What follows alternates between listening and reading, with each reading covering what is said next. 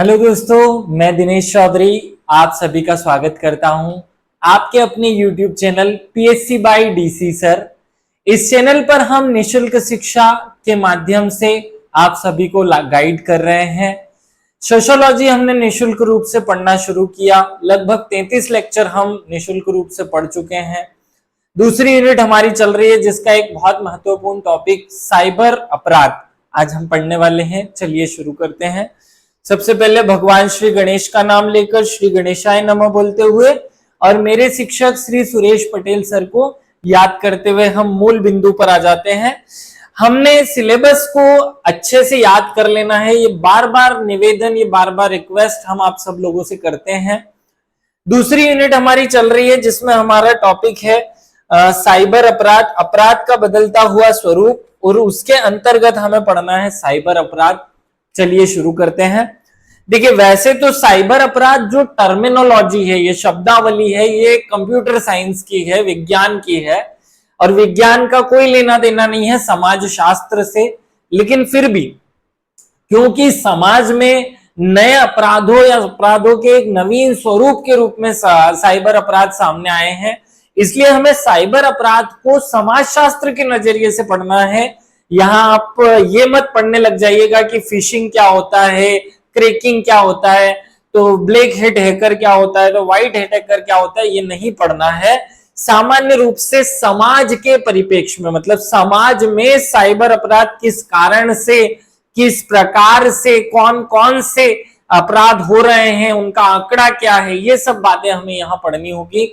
चलिए शुरू करते हैं। साइबर अपराध होता क्या है, बहुत सामान्य रूप से बात समझिएगा। कंप्यूटर तथा इंटरनेट के माध्यम से किया गया गैर कानूनी कार्य साइबर अपराध कहलाता है। ये बात बहुत सरल सी है, लेकिन इससे पहले एक छोटी सी बात समझिए आप सब लोग। अगर मैं यहां से एक शब्द हटा दूं और केवल अपराध की बात करूं, तो अपराध क्या होता है, अपराध की क्या परिभाषा होगी? कोई भी कार्य जो विधि सम्मत ना हो, जो विधि के अनुसार ना किया जाए, विधि सम्मत या विधि के अनुसार ना किया जाए, वह सब अपराध है। और इससे सरल शब्दावली क्या होगी? विधि के विरुद्ध किया जाए, विधि के विरुद्ध किया गया कोई भी कार्य क्या होगा? अपराध होगा। बहुत कॉमन सी परिभाषा है। तो कोई भी अगर अपराध की परिभाषा अगर यह है कि कोई भी कार्य जो कानून के विरुद्ध किया जाए, वहां अपराध है। साइबर जुड़ जाने से क्या होगा? साइबर में आपको बस 2-3 शब्द यहां जोड़ देने हैं। एक कंप्यूटर जोड़ देना है, आपको एक नेटवर्क शब्द जोड़ देना है, या सॉफ्टवेयर या उसके कोई कंपोनेंट, ये शब्द आपको जोड़ देना है, जिससे आपकी पूरी परिभाषा बनेगी। कंप्यूटर, नेटवर्क, इंटरनेट या कंप्यूटर मशीन के माध्यम से या मशीनीकृत रूप से किया जाने वाला कोई भी अपराध या कोई भी विधि विरुद्ध कार्य क्या होगा? साइबर अपराध। 3 शब्द या 2 प्रमुख डिमांड इस क्वेश्चन की होगी, इस परिभाषा की होगी। कंप्यूटर शब्द आ जाना चाहिए, इंटरनेट शब्द आ जाना चाहिए, और साथ में विधि विरुद्ध कार्य, विधि विरुद्ध कार्य, ये शब्द आ जाना चाहिए। अगर आपकी परिभाषा में इतने शब्द, 2 शब्द आ गए बेसिक, तो मान लिया जाएगा कि आपकी परिभाषा ठीक ठाक है। साइबर अपराध को किसी भी गैर कानूनी कार्य के रूप में परिभाषित किया जा सकता है, बता ही दिया हमने।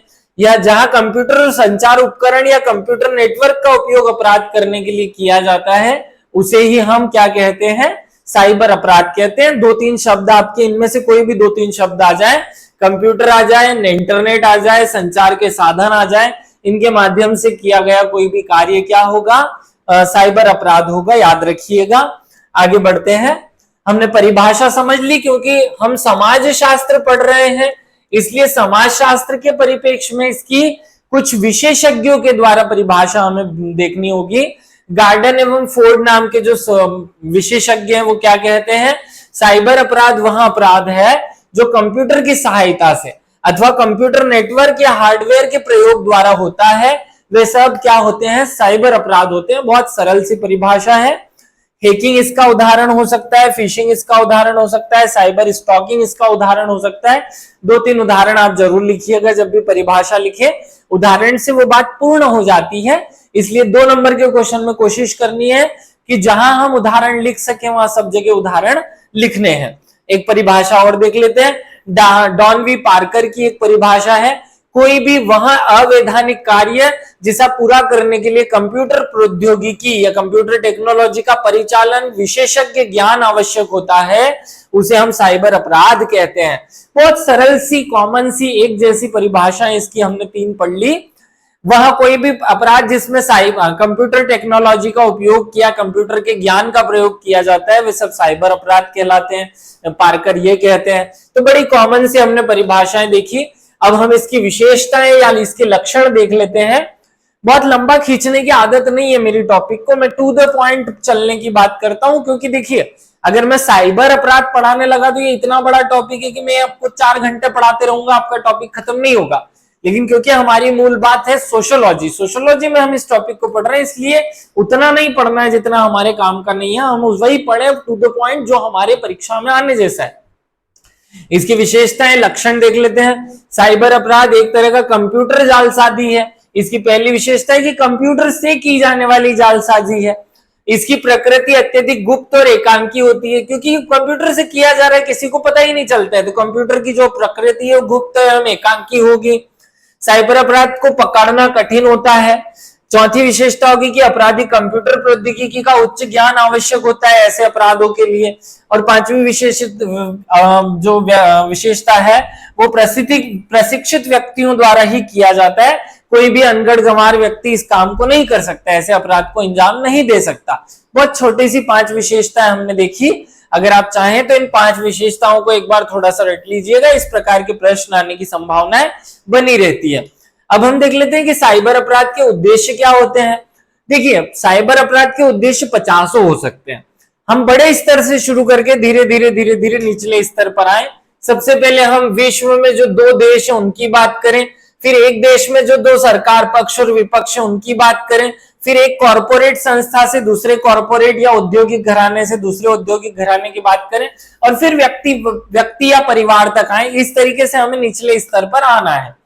किसी विशेष देश द्वारा दूसरे देश के सैनिक जासूसी करना, ये पहला इसका उपयोग हो सकता है, दुरुपयोग हो सकता है। आपको पता है कि कंप्यूटर की शुरुआत जो है वो अमेरिका ने डार्पा नाम की जो उनकी सैनिक सोसाइटी थी या सैनिक जो संस्था थी उसके माध्यम से किया था।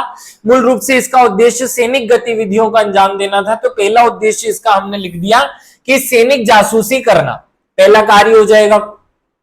फिर 2 देशों के बीच में राजनीतिक आर्थिक संबंधों में टकराव पैदा करना या एक दूसरे की इंफॉर्मेशन को चोरी करना, प्राप्त करना, यह भी हो सकता है इसका उद्देश्य। तीसरा, अब हमने देखो विश्व के 2 देशों की बात कर ली, सेना की बात कर ली, राजनीतिक आर्थिक हितों की बात कर ली। अब एक ही देश में हम 2 राजनीतिक दलों अर्थात पक्ष और विपक्ष की बात करते हैं, तो प्रमुख राजनीतिक दलों द्वारा गुप्त सूचनाएं, प्रमुख राजनीतिक वार्ताएं, गतिविधियों की जानकारी को पता करना या हासिल करना या प्राप्त करने के लिए भी ये काम किए जाते हैं, जानकारियां या साइबर अपराध किए जाते हैं। अब हम उसके अंदर और धीरे से अंदर चलते हैं। बड़े बड़े औद्योगिक घराने के उद्योगपति जो उद्योगों में उपयोग होते हैं, फॉर्मूले, पेटेंट, बाजार की संबंधित सूचनाएं, ये प्राप्त करने के लिए भी साइबर अपराध करते हैं। आगे और बढ़ते हैं तो बहुत सारे लोग कंपनी के डाटा को हैक करते हैं चोरी करने के लिए। बहुत सारे लोग इस साइबर अपराध करते हैं अपने व्यक्तिगत हितों को साधने के लिए। अब यहां से मैं आगे आपको केवल सिखा रहा हूं, ट्रेंड आपके दिमाग में फॉर्मूला सेट हो, पहले विश्व स्तर पर, फिर विश्व के 2 देशों के बीच, फिर एक देश में 2 सरकारों के बीच, फिर 2 औद्योगिक घरानों के बीच, फिर 2 परिवारों के बीच, फिर एक व्यक्ति विशेष के लिए। ऐसे आप इसके उद्देश्य लिखिए। मैं साइबर अपराध क्यों कर सकता हूं, जैसे कि कोई एक मतलब व्यक्ति, मैं माने कि कोई एक पर्सन क्यों कर सकता है, उसे किसी से बदला लेना हो, उसे चोरी करनी हो साइबर अपराध के माध्यम से, या उसे अश्लील कार्य करना हो, ये 3 उद्देश्य उसके हो सकते हैं। तो ऐसे धीरे धीरे सोचना है, आप लिख पाएंगे इसको।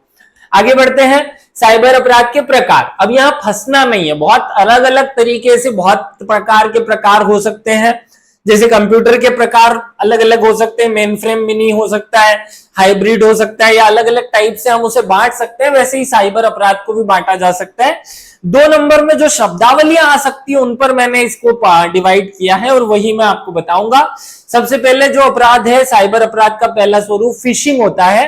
फिशिंग का क्या अर्थ होता है वो समझ लेते हैं। इंटरनेट पर यूजर का नाम, पासवर्ड और अन्य व्यक्तिगत सूचनाओं को धोखे से प्राप्त करना क्या कहलाता है? फिशिंग कहलाता है। इंटरनेट पर या नेटवर्क के माध्यम से किसी अन्य व्यक्ति की सूचनाएं, उसका आईडी, पासवर्ड, उसकी व्यक्तिगत जानकारी को उसकी बिना जानकारी के प्राप्त कर लेना क्या कहलाता है? फिशिंग कहलाता है। ऐसे ही साइबर ग्रूमिंग एक पार्ट होता है, एक चीज होती है। ये क्या होता है?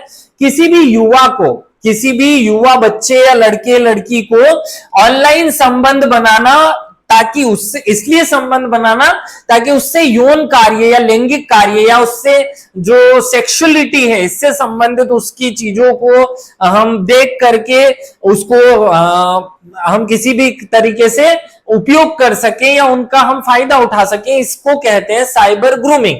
सीधे तौर पर समझाने के लिए मैं कह देता हूं कि हम किसी लड़के या लड़की से इसलिए दोस्ती कर लेते हैं साइबर नेटवर्क के माध्यम से कि उसकी नग्नता को हम बेच करके या उसकी नग्नता का फायदा उठा करके उसे मजबूर करके कुछ पैसे ले सके। इस प्रकार की जो घटनाएं, गतिविधियां होती हैं वो साइबर ग्रूमिंग कहलाती हैं। अगला होता है साइबर बुलिंग। साइबर बुलिंग क्या होता है? साइबर बुलिंग का मतलब होता है धमकाना। बुलिंग शब्द का मतलब होता है धमकाना। तो हम किसी भी लैपटॉप, नेटवर्क, मोबाइल, संचार माध्यम आदि के माध्यम से किसी भी व्यक्ति को जब धमकाते हैं तो उसे कहते हैं साइबर बुलिंग। अगला आता है फ्लेम। फ्लेम क्या होता है? फ्लेम होता है कि इंटरनेट पर जो सोशल मीडिया है, नेटवर्किंग साइट्स है, इनके माध्यम पे किसी भी व्यक्ति के लिए अपशब्दों का प्रयोग करना, अपशब्दों का प्रयोग करना क्या साइबर फ्लेम कहलाता है। याद रखना, साइबर फ्लेम क्या है? किसी भी व्यक्ति के लिए अपशब्दों का प्रयोग।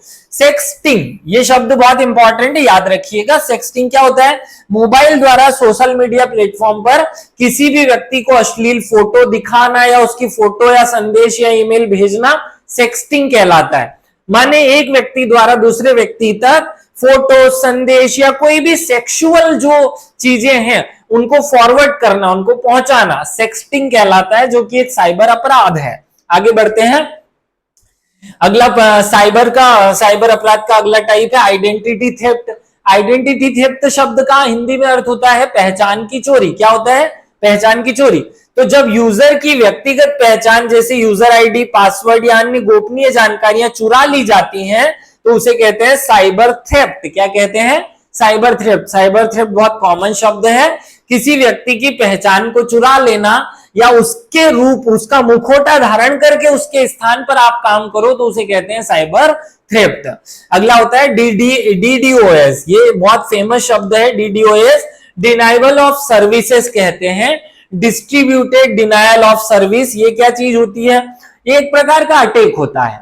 जब कोई भी व्यक्ति या कोई फर्म आगे बढ़ रही हो तो उसका जो कॉम्पिटिटर है वो इन टूल्स का उपयोग करता है इस ऑनलाइन सेवा को अनुपलब्ध बनाने के लिए वेबसाइट्स पर अत्यधिक ट्रैफिक के माध्यम से नेटवर्क को हैक कर लेना या नेटवर्क को एकदम भारी भरकम बना देने की क्रिया को कहते हैं डीडीओएस। डीडीओएस मतलब डिस्ट्रीब्यूटेड डिनायल ऑफ सर्विस। अब ध्यान से समझिए, मैं इसको उदाहरण से बताने की कोशिश करता हूं।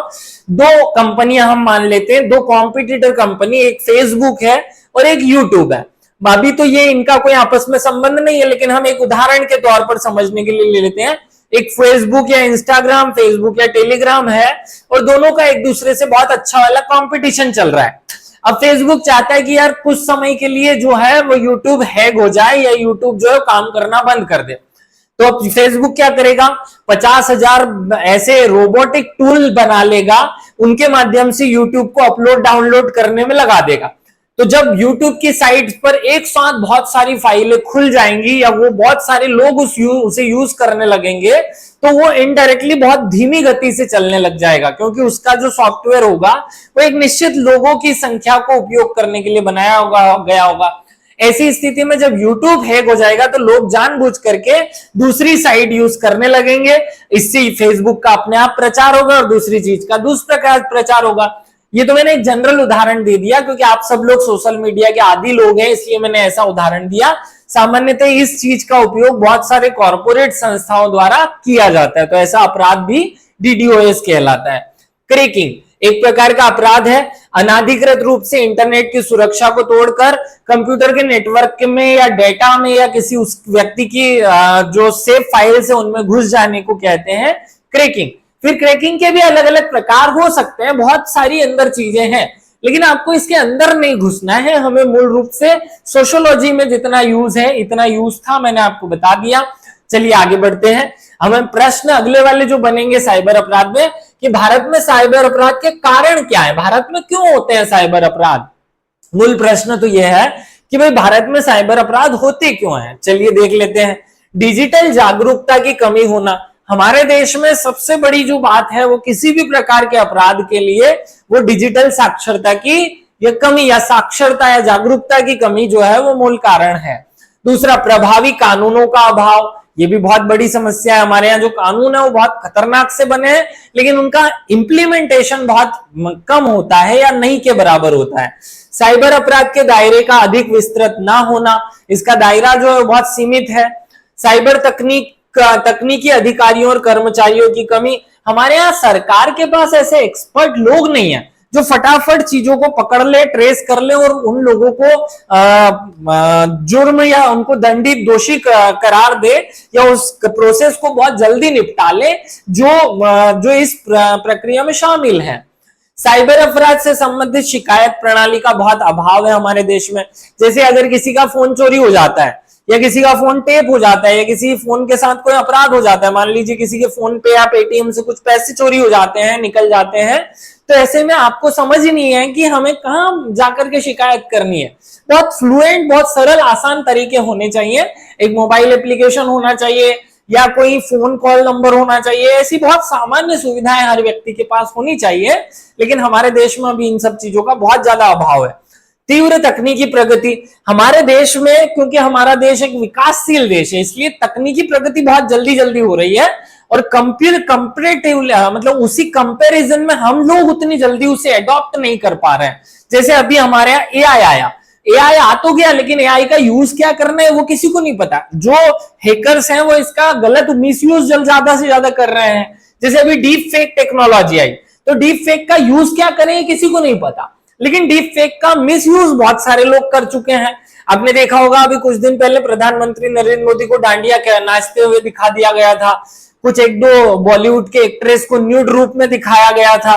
तो ये डीप फेक के मिसयूज है, पता नहीं है किसी को भी कि यूज कैसे करना है, लेकिन मिसयूज पहले होने लगा है। तो ऐसी चीजें भी हमारे यहाँ हो रही है। असुरक्षित डिजिटल भुगतान प्रणाली, हमारे यहाँ जो डिजिटल पेमेंट्स हम करते हैं वो भी बहुत असुरक्षित है। सीमा पार की चुनौतियां, दूसरे देश हमारे देश में साइबर गतिविधियों को अंजाम देने लगे हैं। इंटरनेट उपयोगकर्ताओं की अत्यधिक संख्या, भाई देखो ये तो सार्वभौमिक समस्या है, पूरे भारत में ये सब चीज में पड़ी रहेगी। आप खाने की समस्या की बात करो, गरीबी की बात करो, बेरोजगारी की बात करो, सबसे पहला पॉइंट लिख सकते हैं कि हमारे देश में जनसंख्या का बहुत ज्यादा होना, जनसंख्या का अत्यधिक हो जाना या इंटरनेट यूजर्स का या मोबाइल यूजर्स की संख्या बहुत ज्यादा होने के कारण भी समस्या है। और यह अपर्याप्त साइबर सुरक्षा अवसंरचना, हमारे यहाँ इसके लिए बहुत बड़ा, जैसे हर जिले में एक साइबर थाना है लेकिन उस साइबर थाने में पुलिस वाले हैं या नहीं, साइबर एक्सपर्ट हैं या नहीं, इनका अभाव है हमारे यहाँ। ये बड़ी समस्या है। ये साइबर अपराध होने के कारण है, हमने देख ली है। साइबर अपराध की वर्तमान स्थिति देख लेते हैं। हमारे मध्य प्रदेश में हम आंकड़े देख लेते हैं या भारत में आंकड़े देख लेते हैं कि भैया साइबर अपराध कितने हो रहे हैं, कैसे हो रहे हैं, कहां हो रहे हैं। 2022 में भारत में साइबर अपराध के मामले जो थे वो 65,893 दर्ज किए गए। देखो वास्तव में ये जो आंकड़े हैं ना वो है जो एनसीबीसी नाम के संस्था द्वारा दर्ज किए गए डॉक्यूमेंट में आए। असली में हमारे यहाँ छोटी मोटी चोरियां या साइबर अपराध तो दर्ज ही नहीं किए जाते। तो वास्तविक जो आंकड़े होंगे, वास्तविक आंकड़े इससे कहीं ज्यादा होंगे, बहुत ज्यादा होंगे, इससे 10 गुना ज्यादा होंगे।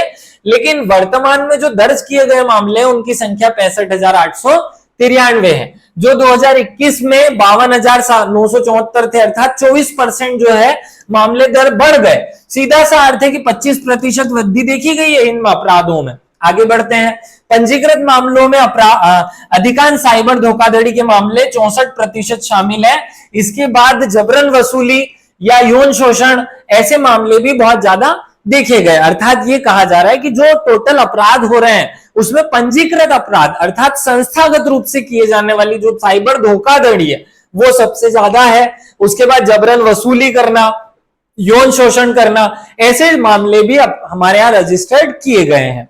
आगे बढ़ते हैं, साइबर अपराध 2021 के 3.9% से बढ़कर 2024 में 4.8% हो गए। मतलब टोटल जो ट्रांजैक्शंस हो रहे हैं उसमें से इतना परसेंट हमारे यहाँ अपराध होने लगे।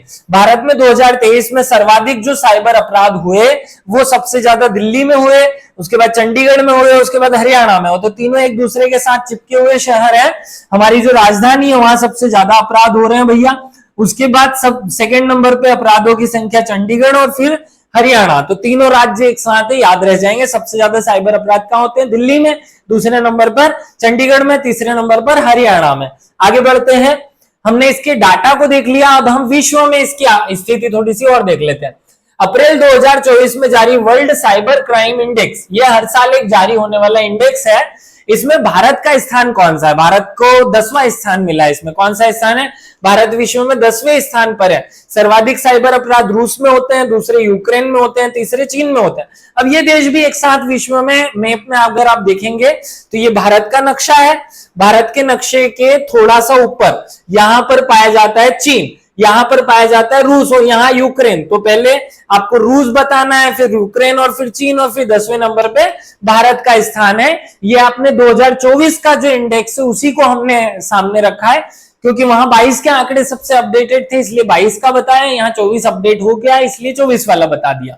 आगे बढ़ते हैं, साइबर अपराध से निपटने के लिए सरकार ने कौन कौन से प्रयास किए। अब हमारी जो सरकार है, भारत की सरकार, उसने कौन कौन से प्रयास कर लिए इसके लिए उनकी बात कर लेते हैं। राष्ट्रीय साइबर फोरेंसिक प्रयोगशाला, इसकी हमने स्थापना कर दी भैया। ये बहुत इंपॉर्टेंट पॉइंट है, इसको नोट डाउन करें और जब भी आपको मौका मिले इसको जरूर लिखें। साइबर फोरेंसिक प्रयोगशाला की स्थापना हमने की। I4C की स्थापना हमने 2020 में की। क्या है? भारतीय साइबर अपराध समन्वय केंद्र। भारतीय साइबर अपराध समन्वय केंद्र की स्थापना 2020 में हुई। ये दूसरा हमने इंपॉर्टेंट कदम उठाया। साइट्रेन पोर्टल नाम का एक पोर्टल बना दिया जिसपे साइबर अपराध की ट्रैकिंग की जा सकती है।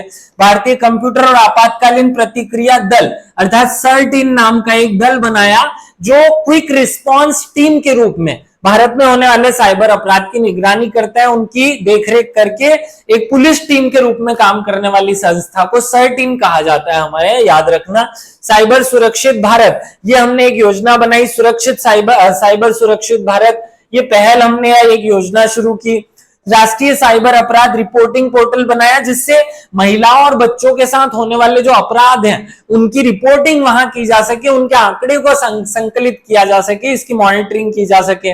नागरिक वित्तीय साइबर फंड रिपोर्टिंग और प्रबंधन प्रणाली बनाया।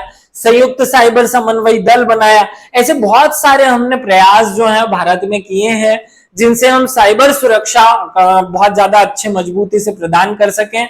आप ये भी कह सकते हैं कि हमने ट्रांजैक्शन के लिए QR कोड बना दिया, फिर हमने भारत पे नाम का एक एप्लीकेशन बना दिया। ऐसे सरकार ने बहुत सारे प्रयास किए।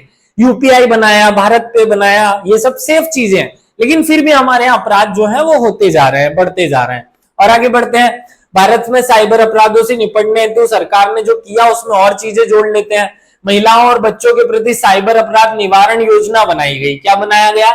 CCPWC, ये याद रखिएगा, CCPWC ऐसे ही नाम से पूछा जाता है। साइबर चाइल्ड प्रोटेक्शन, इससे रिलेटेड जो या बच्चों और महिलाओं के प्रोटेक्शन से रिलेटेड साइबर अपराध निवारण योजना है ये। साइबर स्वच्छता केंद्र की स्थापना की जा रही है ताकि जो वायरस या इससे रिलेटेड जो अनाधिकृत गतिविधियां उनको रोका जा सके। साइबर सुरक्षा नीति 2013 में बनी थी हमारे यहाँ, ये भी एक करंट अफेयर्स जोड़ा जा सकता है। सूचना प्रौद्योगिकी अधिनियम 2000 में आया था, हमें सबको पता है कि 2008 में उसमें संशोधन किया गया। इसकी एक महत्वपूर्ण धारा भी हमें याद रखना है 66A, लेकिन अभी उस पर बात नहीं करूंगा, नहीं तो भटक जाएंगे मार्ग से। साइबर दोस्त नाम का एक ट्विटर हैंडल जो है वो बनाया गया 2020 में। फिर डिजिटल व्यक्तिगत डेटा संरक्षण अधिनियम लाया गया 2023 में। 2023 का जो कार्य है बहुत महत्वपूर्ण है। जब भारत की सरकार ने बजट पेश किया था 2023 में, तो उन्होंने एक बिल भी पेश किया था साथ में, जिसका नाम था डिजिटल व्यक्तिगत डेटा संरक्षण अधिनियम 2023। ये आप सब लोग याद रखेंगे, बहुत महत्वपूर्ण चीज है ये हमारे लिए। अब आगे बढ़ते हैं, सरकार के प्रयास हमने देख लिए। आगे हम अंतरराष्ट्रीय जो प्रयास है उनके 2-3 के नाम ले लेते हैं, क्योंकि काम का तो है नहीं ये चीजें, लेकिन फिर भी देख लो। बुडापेस्ट कन्वेंशन का संबंध किस चीज से है? साइबर अपराध से। यह पहली अंतरराष्ट्रीय संधि है जिसमें साइबर अपराधों पर रोक लगाने के लिए प्रावधान किए गए। भारत ने इस पर हस्ताक्षर नहीं किए, याद रखना। बुडापेस्ट संधि पे भारत ने हस्ताक्षर क्यों नहीं किए? क्योंकि हमारे कॉपीराइट वाले इशू वहां हो रहे थे, इसलिए हमने उस पर हस्ताक्षर नहीं किए। इंटरपोल साइबर क्राइम वैश्विक रणनीति 2022 से 25 तक अपनाई गई, जो पूरे विश्व में डेटा संरक्षण या साइबर अपराधों की रोकथाम के लिए काम करेगी। आगे बढ़ते हैं, हम इसके दुष्प्रभाव या परिणाम देख लेते हैं कि भाई साइबर अपराधों का क्या प्रभाव होता है, क्या इफेक्ट होता है इसका। जब भारत में साइबर अपराध होते हैं तो उसका लोगों पर क्या इफेक्ट पड़ता है। पहला, अंतरराष्ट्रीय तनाव क्रिएट हो सकता है, साइबर वारफेयर हो सकता है, या ऐसी घटनाओं से विश्व युद्ध, थर्ड वर्ल्ड वॉर की सिचुएशन बन सकती है। राष्ट्रीय सुरक्षा को खतरा हो सकता है। बौद्धिक संपदा माने जो कॉपीराइट कानून होते हैं उनका हनन हो सकता है, क्योंकि कोई भी व्यक्ति किसी के भी डाटा को साइबर रूप से चुरा सकता है। फिर महत्वपूर्ण डाटा की चोरी होने से पुनः डाटा संग्रहण की समस्या हो सकती है। मानसिक तनाव क्रिएट होता है, आर्थिक हानि होती है, पहचान की चोरी होती है। फिर पोर्नोग्राफी बढ़ती है, पोर्नोग्राफी का ग्राफ बढ़ जाता है। फिर इससे रिलेटेड हम बोलेंगे कि जो आर्थिक रूप से संकट है, आर्थिक संकट क्रिएट हो सकता है। ऐसी बहुत सारे पॉइंट्स लिखे जा सकते हैं। मुझे जो स्पेशल पॉइंट लग रहे थे, जो आपके दिमाग में ना आए, वो पॉइंट मैंने यहाँ सामने लिखे हैं, क्योंकि मैं अगर यहाँ पॉइंट की संख्या रूप से अगर मैं काउंटिंग बढ़ाना चाहता तो 20 लिख सकता था, जैसे क्या क्या प्रभाव पड़ सकते हैं। तो भाई साइबर अपराध का पहला प्रभाव हो सकता है व्यक्ति को मानसिक तनाव। पहला, जैसे आपका अगर कोई यूट्यूब या आपका टेलीग्राम या इंस्टाग्राम कोई चैनल हैक कर ले, तो आपको पहले तो सबसे पहले दिमाग में टेंशन होगा। फिर व्यक्तिगत डाटा चोरी हो जाएगा, दूसरी समस्या है। फिर व्यक्तिगत जो सूचनाएं हैं वो तीसरे तक पहुंच जाएगी, उनका अधिकृत लाभ उठेगा। फिर पोर्नोग्राफी या जो सेक्सुअल जो कंटेंट है वो उसमें वृद्धि हो जाएगी। व्यक्तिगत हितों का संरक्षण या हमारा जो संवैधानिक व्यक्ति का स्वतंत्रता का अधिकार है उसका हनन हो जाएगा। से बहुत सारी प्रॉब्लम्स क्रिएट होगी। फिर इससे निपटने के लिए क्या उपाय किए जाने चाहिए, तो अब आखिरी में हम उपाय बता देते हैं। देखो, सबसे पहले तो सबको जागरूक कर दो भैया, सब साइबर सुरक्षा जागरूकता अभियान चला दो। क्या कर दो? साइबर सुरक्षा जागरूकता अभियान चला दो। सबसे सरल काम होता है जागरूक कर दो। फिर साइबर बीमा पॉलिसीज बना दो कि अगर ऐसा कोई अपराध हो जाता है तो कोई एक कंपनी हो जो उसका मुआवजा या उनकी सुरक्षा प्रदान करने का काम करे। डेटा संरक्षण कानून ला दो, अभी लाई दिया हमने डेटा संरक्षण कानून। सहयोगात्मक त्वरित प्रतिक्रिया तंत्र का गठन करो, मतलब फटाफट रिस्पॉन्स देने वाले क्विक रिस्पॉन्स टीम की जरूरत है। हर एक जिले में, हर एक राज्य में, हर एक थाने में ऐसी कोई रिस्पॉन्स टीम होनी चाहिए जब उसको फटाक से रिपोर्ट की जाए कि भैया ऐसा कोई चोरी हो गया या ऐसा कोई डाटा लीक हुआ है, अपराध हुआ है, उसकी फटाफट निगरानी होनी चाहिए। सोशल मीडिया का सावधानी पूर्वक उपयोग करना, जटिल पासवर्ड बनाना, अनजान लिंक पर क्लिक करने से बचना, सुरक्षित इंटरनेट सेवा का प्रयोग करना, ऐसे बहुत सारे उपाय बता सकते हैं। मैं एक अपनी तरफ से एक चीज और जोड़ना चाहूं, जब आपसे ऐसा कोई प्रश्न पूछा जाए कि साइबर अपराध का हम पर, समाज पर क्या प्रभाव पड़ता है, तो आप उसमें एक चीज जरूर लिखना, पेपर लीक। पेपर लीक अभी आपने एमपीपीएससी 2023 के लिए सुना होगा। 1-2 दिन पहले एक खबर वायरल हुई थी कि इसका जो पेपर है वो टेलीग्राम के माध्यम से 2,500 हजार रुपए में बेच दिया गया। तो वो भी एक न्यूसेंस क्रिएट करना, समाज में न्यूसेंस क्रिएट करना, भी न्यूसेंस क्रिएट करना, या बिना काम की खबरें जो हैं या फालतू की खबरें समाज में भेज करके लोगों में जो है वो समन्वय को खराब करना, सामाजिक समन्वय को खराब करना भी इसका उपयोग है। मैं थोड़े दिन के पहले की एक न्यूज बताता हूं। जब दिल्ली और हरियाणा में दंगे हुए थे, उत्तर प्रदेश में दंगे हुए थे, तब लोगों ने साइबर का खूब उपयोग किया, जम कर उपयोग किया। जम्मू कश्मीर में जब पथराव होता था तो लोग गलत खबरें गलत तरीके से काट कूट करके लोगों को परोसने का काम करते थे। इनका सबसे बड़ा जो वर्तमान में उपयोग हो रहा है वो साइबर आतंकवाद के रूप में या आतंकवादी गतिविधियों को बढ़ावा देने के लिए, धार्मिक वैमनस्य को बिगाड़ने के लिए उपयोग हो रहा है। तो ये आप जरूर लिखिएगा। अब ये पॉइंट को मिस नहीं करेंगे एग्जाम में, जब लिखेंगे तो। हम आगे बढ़ते हैं। इससे रिलेटेड जो 2 नंबर के प्रश्न आ सकते हैं उसका मैं थोड़ा सा आपको बता देता हूं कैसे प्रश्न आ सकते हैं एग्जाम में। साइबर अपराध से क्या तात्पर्य है, साइबर अपराध को परिभाषा लिखो, साइबर अपराध के 3 उदाहरण लिखिए, साइबर बुलिंग किसे कहते हैं, साइबर ग्रूमिंग कैसे कहते हैं। ऐसे छोटे छोटे प्रश्न आपसे 2 नंबर में पूछे जा सकते हैं। ऐसे ही 7 नंबर में क्या पूछा जा सकता है, साइबर अपराध की विशेषताएं, उसके उद्देश्य, उसके प्रकार, उसके प्रमुख कारण और अपराध से निपटने के उपाय। ऐसे कुछ कॉमन प्रश्न आपसे पूछ सकते हैं। और ऐसे ही 10 नंबर में कुछ छोटे छोटे से सामान्य से प्रश्न आपसे पूछे जा सकते हैं। साइबर अपराध क्या है, इसकी अवधारणाओं को स्पष्ट करो। साइबर अपराध को परिभाषित करते हो इसके प्रकार बताइए। साइबर स्टॉकिंग क्या है, साइबर अपराधों के उद्देश्य बताइए। भारत में साइबर अपराध की वर्तमान स्थिति पर प्रकाश डालते हुए सरकार द्वारा किए गए प्रयास बता दो। साइबर अपराध के कारण और उसके प्रभाव का वर्णन करो। ऐसे बहुत कॉमन प्रश्न आएंगे। मैं इसलिए ये प्रश्न बताया हूं, अभी 2-3 टॉपिक से मैं क्वेश्चंस नहीं बता रहा हूं आपको, लेकिन इस टॉपिक में क्वेश्चन बताना इसलिए जरूरी हो गया ताकि आपके दिमाग को कंट्रोल किया जा सके। क्योंकि हो सकता है कि बहुत सारे कोचिंग इंस्टीट्यूट अपने आप को श्रेष्ठ बताने के लिए वो जो कंप्यूटर 9वीं यूनिट में कंप्यूटर साइबर सुरक्षा और साइबर वाला जो चैप्टर्स हैं, रोबोटिक्स वाले जो चैप्टर्स हैं, एआई वाले जो चैप्टर्स हैं, उनका कंटेंट उठा कर सोशियोलॉजी में रख दे। भाई सोशियोलॉजी में ऐसे प्रश्न नहीं आते हैं भाई, बिल्कुल डरने की जरूरत नहीं है। वो छोटा सा टॉपिक है साइबर अपराध। साइबर अपराध के कारण, लक्षण, प्रभाव और उसको रोकने के उपाय, ये 5-6 चीजें पढ़ लो तो खत्म हो जाता है टॉपिक। घबराने की जरूरत नहीं है, बहुत छोटा सा टॉपिक है, इसको इतना ही पढ़ना, फालतू की चीजें मत पढ़ने लग जाना। व्हाइट हेड हैकर क्या होता है, ब्लैक हेड हैकर क्या होता है, कुकीज क्या होता है, फलाना क्या होता है, इन सब से हमें कोई मतलब नहीं है। ये वहां पूछे जाएगा जो साइबर मतलब कंप्यूटर वाला पेपर है वहां पूछेगा, यहां नहीं पूछने वाला है। तो इसका बिल्कुल टेंशन मत लेते, इतना ही पढ़ना है। आप सब लोगों को ये टॉपिक अच्छे से समझ में आ गया होगा, मुझे ऐसी उम्मीद है। और अगर आपको ये टॉपिक समझ में आया हो, इसके आपके दिमाग में कॉन्सेप्ट ठीक ठाक बन गए हो, तो आप कमेंट करके मुझे जरूर बताइएगा। आपके कमेंट मेरे लिए मोटिवेशन का काम करते हैं। बार बार ये बात आपको रिपीट करता हूं कि आपका मोटिवेशन मेरे लिए बहुत अच्छे से काम करता है। रोज कंटिन्यूटी में लेक्चर्स बनाने के लिए आपके कमेंट्स जरूरी हैं। सभी को विशेष रूप से धन्यवाद। सभी को विशेष रूप से धन्यवाद के साथ साथ आप सब लोग साइबर अपराधों से बच कर रहिए, सुरक्षित रहिए, स्वस्थ रहिए, मस्त रहिए। जय हिंद, जय भारत।